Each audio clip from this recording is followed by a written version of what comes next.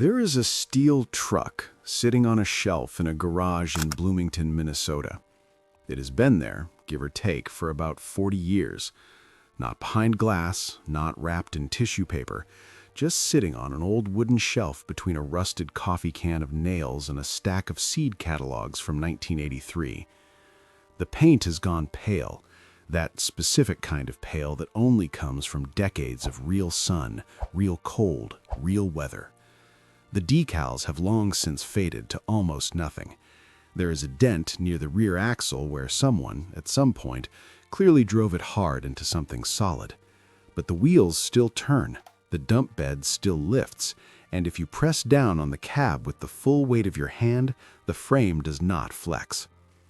That truck was built in Mound, Minnesota, sometime around 1967.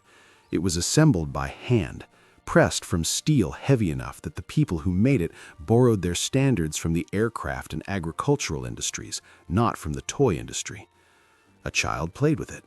Then the child grew up and had children of his own, and they played with it too. And now it sits on that shelf, functional, solid, outlasting everyone and everything that surrounded it during the decades it has existed. I think about objects like that one often. Not as collector's items, not as nostalgia, but as physical evidence. Evidence of decisions made by specific people in a specific place, decisions about materials and tolerances, and what it meant to build something well. My name is Jonathan Reed.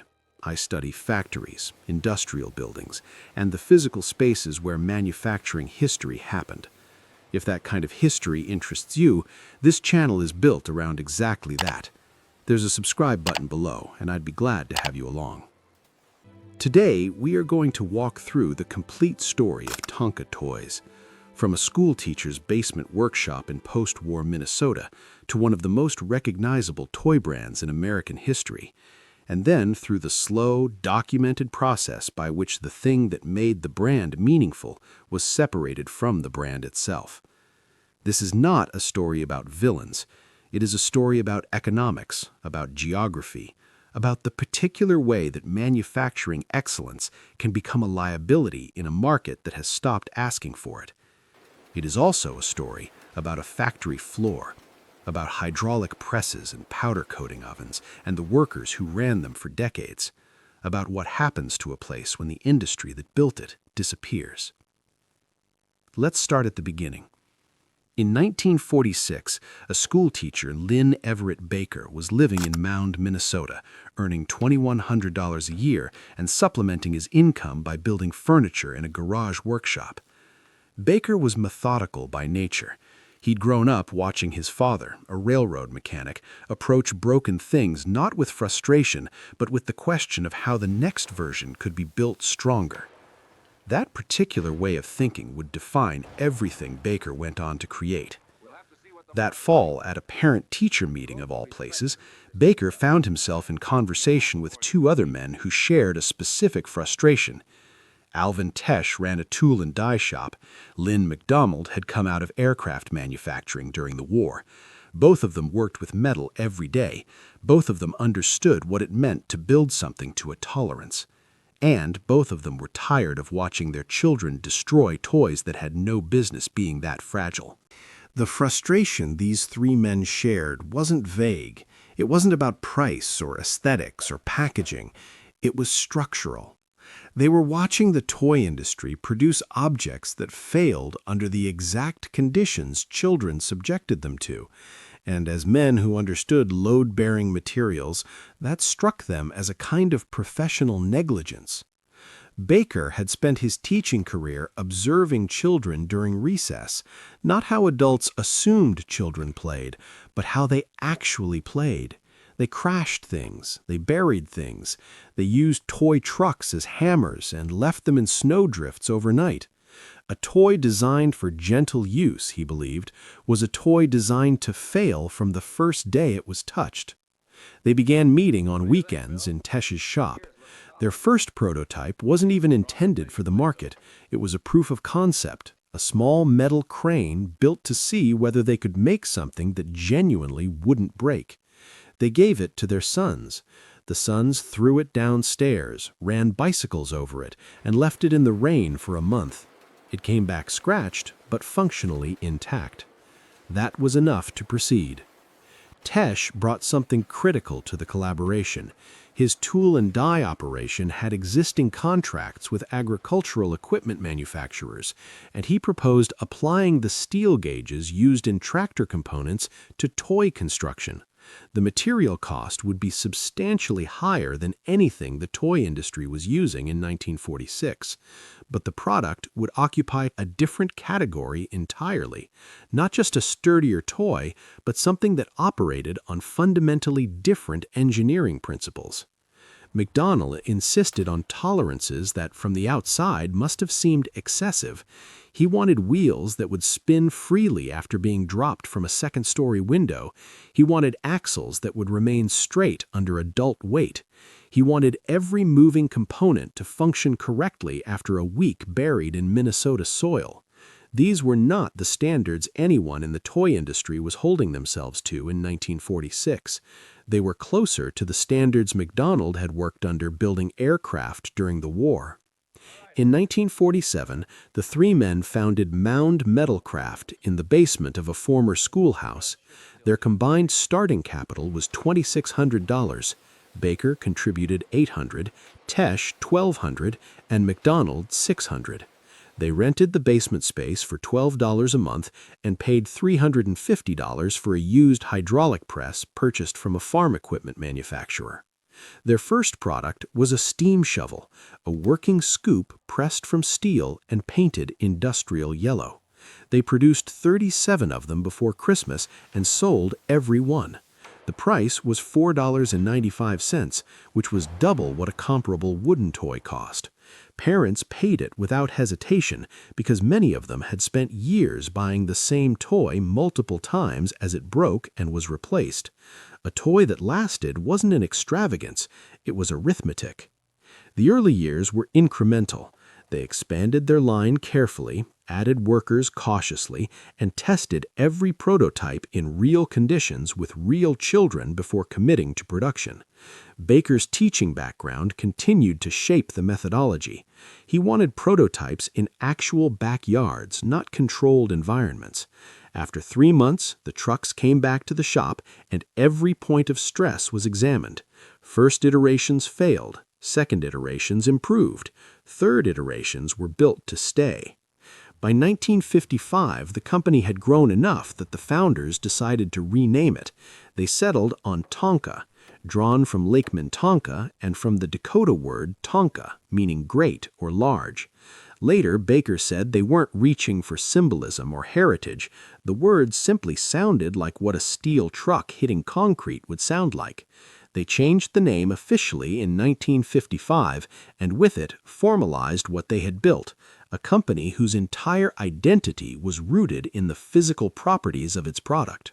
What happened between 1955 and 1970 in Mound, Minnesota, is the part of this story that deserves the most careful attention, because to understand what was lost later, you have to understand what was built first, not just as a business, but as a place.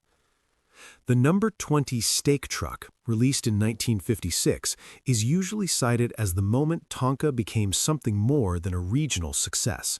It was 18 inches long, it weighed 4 pounds, and it would support the full weight of a grown adult standing on the truck bed without any structural deformation. Their advertising copy read, "Built Tonka Tough." That phrase, which would follow the brand for decades, was not conceived as marketing language. It was a material specification. The development of that truck had taken 14 months. Every design decision had a documented reason rooted in observed failure. The wheels on the first iteration loosened under sustained play. The bed on the second iteration developed hairline cracks at the stress points around the dumping mechanism. The third iteration was the one that went to production. Within 2 years, Tonka held roughly 23% of the American metal toy truck market, and in the narrower category of trucks genuinely built for outdoor use, their real share was closer to 60%. By 1964, Tonka employed 400 workers in Mound, running 2 shifts 6 days a week. The factory floor stretched 300 feet long and 80 feet wide. There were hydraulic presses, powder coating ovens, and assembly stations where workers hand-tightened every fastener. They were producing 12,000 trucks a day. That year, they released the Mighty Dump, an 18-inch dump truck with a working bed mechanism powered by a spring-loaded crank. The mechanism was based on a scaled-down version of an actual Caterpillar hydraulic system. Real hydraulic systems used fluid pressure. Tonka's engineers had to replicate the functional effect using entirely mechanical components that could survive drops, burial, and Minnesota winters. The solution required 11 separate metal parts, all hand-assembled. The bed lifted to a 60-degree angle and held from slamming down by a ratcheting mechanism that worked reliably the 10,000th time it was used as it had the first. The Mighty Dump became the best-selling individual toy in America for 3 consecutive years, 1965, 1966, and 1967. Not the best-selling truck, the best-selling toy across all categories. It outsold board games. It outsold dolls. The retail price was $7.99, which translates to roughly $75 in today's money. Department store buyers initially resisted, arguing that no toy should carry that price. Tonka's representatives had a demonstration they took to buyer meetings. They would bring a Mighty Dump and a competitor's plastic equivalent, load both with rocks, lift both beds, then drop both trucks from waist height onto concrete. The plastic truck cracked. The Tonka survived. Orders followed. By 1970, Tonka employed 900 workers. The factory had expanded to occupy 4 connected buildings covering 18 acres. Annual revenue was $47 million, roughly $365 million in today's money. International distribution had extended to Canada, the United Kingdom, and Australia. What is important to understand about the Mound factory at this point is not just the scale, but the culture the scale had produced. There are accounts from workers of that era, documented in local newspaper archives, in union records, in oral history projects conducted by the Minnesota Historical Society, that describe a workforce with an almost unusual relationship to quality. Fathers who worked the presses could go home and watch their children play with the exact trucks they had built. The connection between labor and product was direct, visible, and personally meaningful in a way that is genuinely rare in manufacturing. There is a story that circulated through the factory for years about a woman named Helen Nordstrom who worked the final inspection station. In 1961, she rejected a batch of 200 trucks because the yellow paint had come out at a slightly different hue than the company's established standard. The batch had already been approved by her supervisor. She rejected it anyway, citing what workers described as the factory's unofficial guiding principle: if you wouldn't give it to your own child, it doesn't leave the building. Baker, when the incident reached him, supported her decision. The entire batch was repainted. That story, whether it has accumulated embellishment over the decades or not, describes something real about what the Mound factory was during its peak years. The standard was not an abstraction. It lived in the people who worked there. Here is where the story becomes more complicated and more instructive. While Tonka was perfecting its manufacturing process in Mound, a company in Rhode Island was developing a different approach to the toy industry entirely. One rooted not in materials or durability, but in the economics of desire. Hasbro had been founded in 1923 as a textile company. They didn't enter toys until 1942, starting with school supplies. By the 1960s, they had developed serious expertise in injection-molded plastic manufacturing, a process Tonka had consciously avoided. The economic difference between the two production methods was, by the early 1970s, becoming stark. A steel Tonka dump truck in 1970 required 17 separate stamped steel components, hand assembly across 6 separate stations, powder coating, curing, and meticulous quality inspection. The production cost per unit was approximately $4.20. A plastic equivalent from a competitor required 4 injection-molded components, snapped-together assembly with no fasteners and minimal inspection. The production cost was 87 cents. Hasbro could produce 4 trucks for less than Tonka could produce 1, sell them at half the retail price, and still generate higher profit per unit sold. Tonka's leadership understood these numbers. They had always understood them. Their position, which had proven correct for 2 decades, was that the market would continue to reward durability over disposability. Parents were the buyers, and parents had lived through the experience of fragile toys. They understood what a product that lasted actually meant. What shifted, and shifted decisively, was who was making the purchase decision. Baker attended a toy industry conference in New York in 1971 where a Hasbro executive presented research on children's television advertising. The research demonstrated that children as young as 4 could identify and specifically request toy brands by name after seeing television commercials. The implication was structural. If you marketed directly to children, you bypassed the parents' value calculation entirely. You were no longer selling durability or engineering. You were selling desire. Baker's written response to Tonka's board survives. He wrote, in part, that Tonka built toys for parents who understood quality, and that if the industry was moving towards building toys for children who responded to commercials, Tonka was in the wrong industry. The board received the letter. They filed it. They continued expanding production capacity. What followed was a decade-long divergence. Tonka's advertising budget in 1975 was $2.3 million, and 90% of it went to print media targeting adult buyers.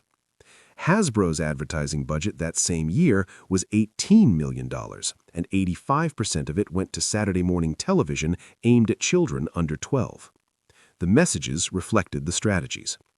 Tonka was selling an investment, a product that would outlast childhood. Hasbro was selling newness, a different desire for each season. For a time, both strategies worked in parallel. Tonka's revenues continued growing, $71 million in 1975. The brand remained genuinely respected. The Mound factory remained at capacity. But the underlying mechanics of the toy market were shifting beneath them in ways that the revenue figures didn't fully capture. The children who had grown up with Tonka trucks in the 1960s were now parents themselves, and they bought Tonka for their own children, partly out of remembered loyalty. But those children were growing up in a different purchasing environment. They didn't want one indestructible truck. They wanted the truck from the commercial. They wanted what was new. Tonka's average customer replacement rate, the frequency at which families purchased a new Tonka product, was once every 7.3 years. A competing plastic truck from Hasbro saw a replacement rate of once every 1.4 years. Over a child's toy-buying years, from roughly age 3 to 10, a family would purchase 1, maybe 2 Tonka trucks. That same family would purchase 5 or more plastic trucks. The mathematics of customer lifetime value had inverted. Durability, which had always been the product's central quality, had become economically counterproductive. Russell Wankster, who became Tonka's CEO in 1980, understood the problem with unusual clarity for a sitting chief executive. In a 1982 interview with Advertising Age magazine, he was quoted saying something that reads, in retrospect, like a man who already knows the answer he doesn't want to hear. "We make the best toy trucks in the world. The question is whether the market still wants the best or whether it just wants the newest." His solution was diversification. If the market for premium steel trucks was contracting as a share of total toy spending, Tonka needed to be present in categories where it wasn't. Between 1982 and 1987, Tonka acquired 3 significant brands: Kenner Products, which held the licensing relationship with Lucasfilm for Star Wars toys; Parker Brothers, whose portfolio included Monopoly and Risk; Playskool, whose preschool products included Mr. Potato Head. On paper, the strategy made coherent sense. These were proven brands with reliable cash flow. Tonka's distribution network and manufacturing relationships could be leveraged across a broader product portfolio. Annual revenues exceeded $600 million by 1987. They had built, at least on the surface, a diversified toy conglomerate capable of weathering shifts in any single category. The problem was the mechanism of acquisition. Tonka financed these purchases with approximately $400 million in debt secured against brand value and physical assets. Annual interest payments on that debt ran to roughly $41 million, money that could not be invested in modernizing manufacturing, developing new products, or building the television advertising presence that had become, by the mid-1980s, the primary engine of toy market share. What the acquisitions had actually done, regardless of the intent behind them, was transform Tonka from a manufacturing company into a holding company. The Mound factory, the physical place, the hydraulic presses, the powder coating ovens, the workers who had spent careers building something that wouldn't break, became a progressively smaller fraction of the corporate identity. By 1989, Tonka trucks represented only 28% of Tonka Corporation's total revenue. They were still building the finest steel toy trucks being manufactured anywhere in America, but that was no longer primarily what the company was. By 1990, Tonka Corporation had revenues of $686 million and debt of $467 million. Those two numbers together are not a description of strength. They are a description of a company made attractive to acquisition. Hasbro made the first move in January 1991, an unsolicited bid of $450 million at $32 per share, exactly the current stock price. Tonka's board rejected it, describing the offer as undervalued. The rejection carried a quality that was partly strategic and partly something harder to categorize. There were board members who had been present since the 1960s and who still understood Tonka primarily as a manufacturing company, a maker of things, rather than a portfolio of brands to be acquired and optimized. Hasbro revised their offer to $486 million, $35 per share, and made clear they had no intention of withdrawing it. Mattel, Hasbro's primary competitor, examined the possibility of a counteroffer and declined after reviewing the debt load. The math for Mattel didn't resolve favorably. But for Hasbro, the calculation was different, because Hasbro was not primarily interested in what Tonka made. They were interested in where Tonka's products sat. Retail shelf space in the toy industry in the early 1990s operated on a zero-sum basis. Stores like Toys R Us and Walmart allocated space based on sales velocity, and the companies that occupied the most shelf real estate controlled the most access to consumers. Tonka, through 5 decades of distribution relationships, controlled substantial shelf presence, not just for trucks, but for Monopoly, for Star Wars toys through Kenner, for Playskool products in preschool and educational channels. Buying Tonka meant acquiring all of that access simultaneously. The Mound factory was not part of the value calculation. It was, in the precise language that acquisition analysis produces, a liability. It was expensive to operate, geographically isolated from Hasbro's other facilities, and committed to a manufacturing process, steel pressing, powder coating, hand assembly with metal fasteners, that Hasbro had absolutely no intention of continuing. Tonka's board accepted the offer in May 1991. The press release described the combination in standard language about complementary strengths and brand heritage. Parker Brothers was mentioned, Playskool was mentioned, Kenner was mentioned. The Mound factory was not mentioned at all.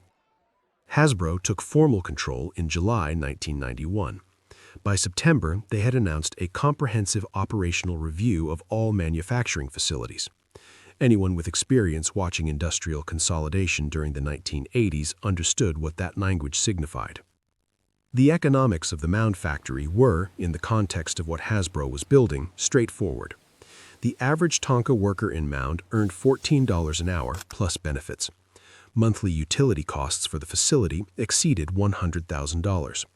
The equivalent production could be moved to a facility in Dongguan, China, where workers earned approximately $1.40 an hour with no benefits, and energy costs were a fraction of Minnesota rates.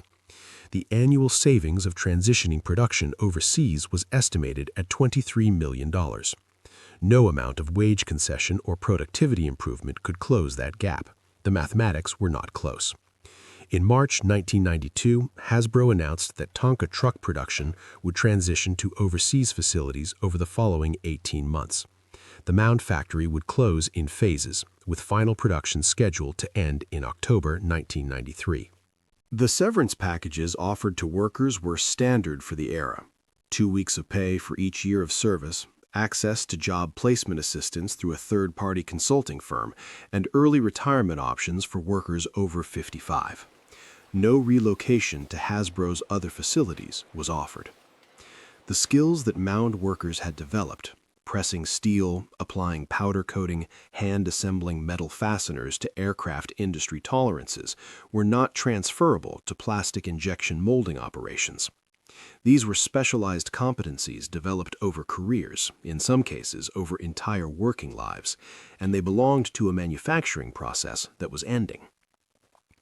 The United Auto Workers Local representing Tonka employees negotiated for improved severance terms and achieved some modest improvements. They could not prevent the closure. The economic logic was too complete. Layoffs came in rounds. 200 workers in July 1992, 300 more in January 1993. The final 400 worked through October of that year, completing existing orders and processing inventory.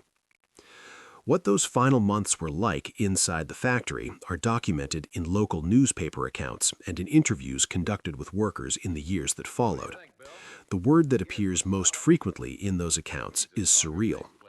People were building, with full professional care and precision, trucks they knew were the last of their kind.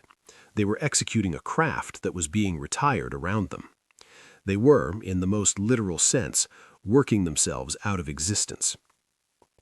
The last Tonka truck came off the Mound production line on October 18, 1993. It was a mighty dump, serial number 47,283,617, assembled by a worker named Ruth Halverson, who had been with the company for 31 years. Halverson told a local reporter at the time that she knew every rivet in those trucks, that she could tell you which ones would last 50 years and which ones might only last 40. The truck was photographed for the local newspaper. Then it was placed in a cardboard box and sent to Hasbro's headquarters in Rhode Island. Hasbro had no plans to display it. It went into storage, where it presumably remains today, if it still exists. I want to stop here for a moment and talk about the physical site itself, because this is part of the history that tends to get compressed into a single line and then moved past. The Mound factory occupied, at its peak, 4 connected buildings covering 18 acres of land along the shore of Lake Minnetonka.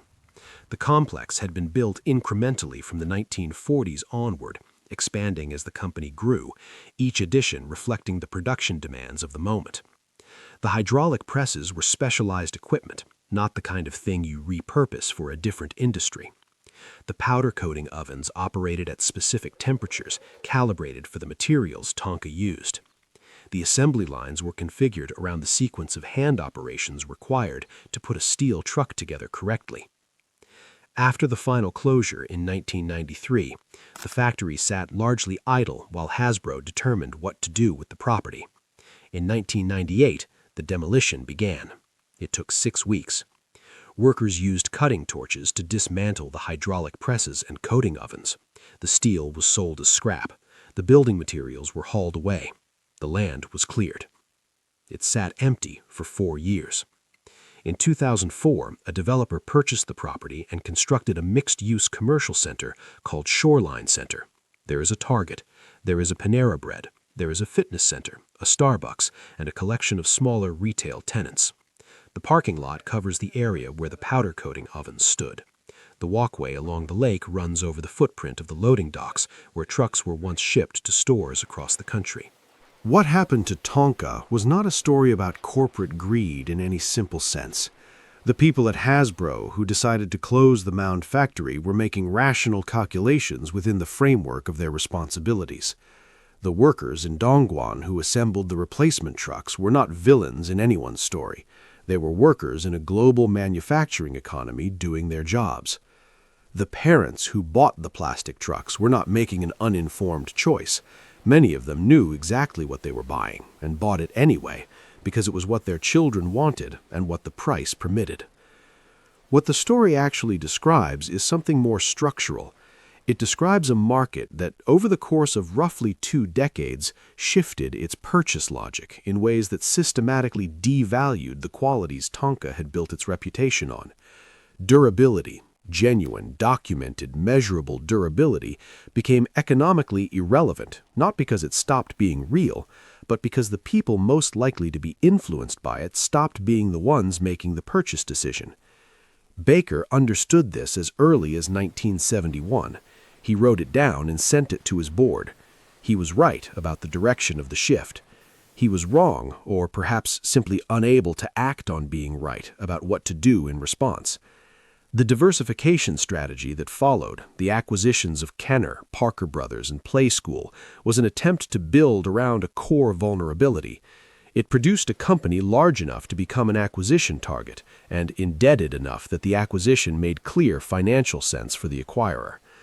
Without those acquisitions, Tonka might have remained a smaller and more specialized manufacturer, potentially sustainable at a reduced scale. With them, Tonka became something worth buying, and as it turned out, worth dismantling. That is not a condemnation of anyone. It is a description of how structural economic forces tend to resolve when they work against a particular kind of manufacturing excellence.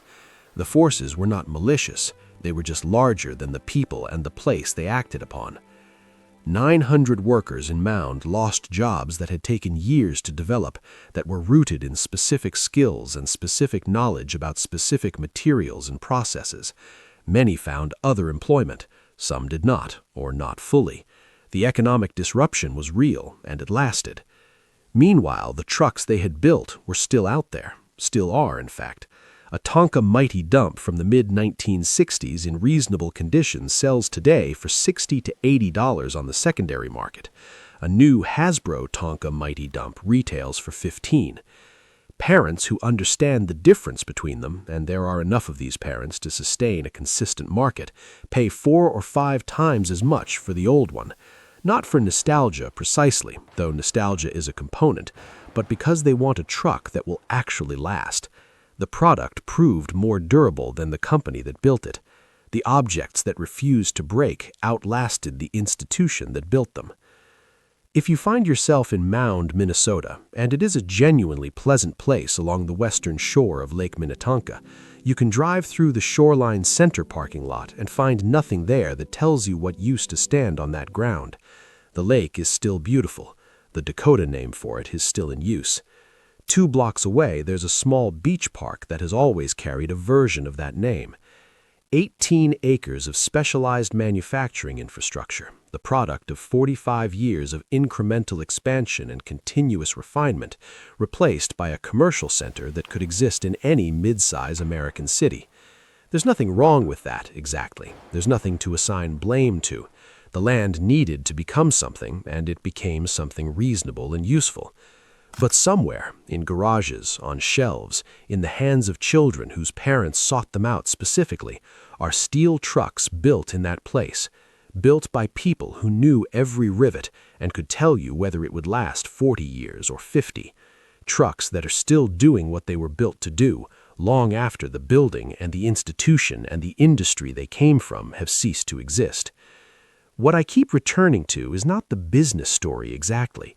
It's the question of what a place is, a factory, a building, a site where people spent careers making something they believed in, and what it means when that place is gone, and the evidence of what happened there exists only in the objects it produced, scattered across the country in cardboard boxes and garage shelves, and the occasional yard sale on a Saturday morning in Minnesota.